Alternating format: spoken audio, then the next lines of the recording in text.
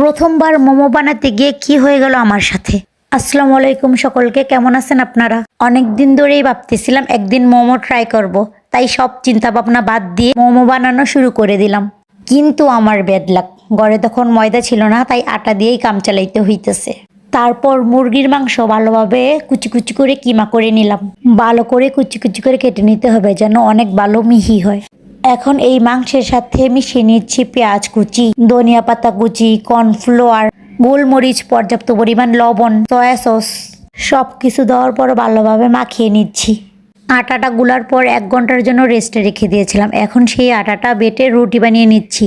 রুটি বানানোর পরে এখানে ছোট ছোট করে গোল গোল শেপ করে কেটে নিচ্ছি। কিন্তু দুঃখের বিষয় হলো এখানে আমি আটার সাথে গরম পানি দিয়ে গুলেছি, যেই কারণে রুটিটা অনেক বেশি পাতলা করে বানাতে পারিনি। আর মোমোর জন্য প্রয়োজন অনেক বেশি পাতলা রুটি।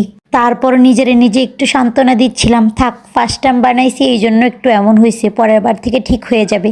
রুটিটা একটু মোটা হয় ভালোভাবে মোমোর শেপটা আমি দিতে পারতেছিলাম না। ভাবতেছিলাম আমি বানামই না, কি হইতেছে। তখন আমার ননদ আমাকে সান্ত্বনা দিয়ে বলতেছিল, ভাবি ডিজাইন দিয়ে কি করবো, মজা হইলেই হয়। তারপর আমি আর আমার ননদ মিলে মোমোর শেপ দিয়ে সবগুলো মোমো রেডি করে ফেললাম। তারপর সবগুলো মোমো ভালোভাবে সিদ্ধ করে নিচ্ছি। মোমোগুলো সিদ্ধ শেষ, এখন খাওয়ার পালা।